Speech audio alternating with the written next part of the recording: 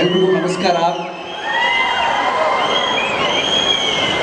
ನನಗೆ ಸ್ಟೇಜ್ ಮೇಲೆ ಬರೋಕ್ಕಿಂತ ಮುಂಚೆ ಒಬ್ಬರು ಪಾಪ ಬಂದು ಪ್ರೀತಿಯಿಂದ 2 ಚಾಕ್ಲೇಟ್ ಕೊಟ್ಬಿಟ್ಟು, ಅಣ್ಣ ಇದು ನಮ್ಮ ಚಾರಿತ್ರ್ಯನಿಗೆ ವಿಹಾನ್ಗೆ ಕೊಟ್ಬಿಡಿ ಅಂತ ಹೇಳಿದ್ರು. Thank you very much.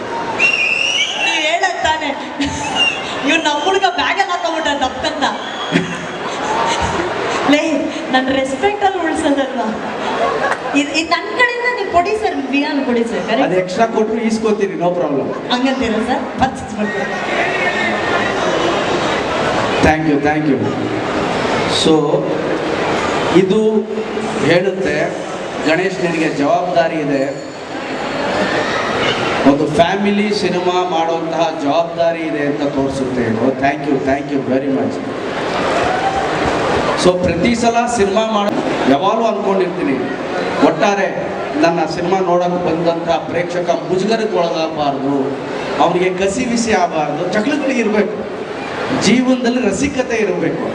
ಆದರೆ ತುಂಬಾ ಇದಾಗಬಾರ್ದು, ನೋಡ್ಬೇಕಾದ್ರೆ ಅಯ್ಯಯ್ಯೋ ಪಕ್ಕದಲ್ಲಿ ಯಾರೋ ಇದ್ದಾರೆ ಹ್ಯಾಕ್ ನಗೋದು ಅನಿಸ್ಬಾರ್ದು. ಆ ಎಚ್ಚರಿಕೆನ ಯಾವಾಗಲೂ ಹಿಡ್ಕೊಂಡು ಮಾಡ್ತಾ ಇರ್ತೀನಿ. ಅದಕ್ಕೆ ಸಿಕ್ಕಿದಂಥ ಅವಾರ್ಡ್ ಇದು.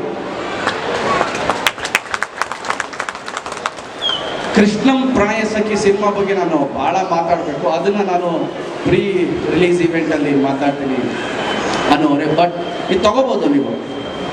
ಹೌದಾ ಸರ್? ಹಾಂ, ಕರೆಕ್ಟ್. ಮಕ್ಕಳಿಗೆ 1 ಚಾಕ್ಲೇಟ್ ಕೊಟ್ಟು ಹಂಚ್ಕೊಂಡು ತಿನ್ನಿ ಅಂತ ಹೇಳೋದು ಕೂಡ ಒಳ್ಳೆ ವಿಷಯ ಸರ್. ಹೌದು, ಅದು ಮಕ್ಕಳಿಗೆ ದೊಡ್ಡವ್ರಿಗೆ ಈ ಥರ ತಿನ್ನೋರಿಗೆ ಕಿತ್ಕೊಂಡು ತಿನ್ನೋರು ಸರ್. ಯಾಕೆ ಸರ್ ಸೀಕ್ರೆಟ್ಸ್ ಎಲ್ಲ ಹೇಳ್ತಿದ್ದೀರಾ? ಹಳೆ ಸೀಕ್ರೆಟ್ಸ್ ಎಲ್ಲ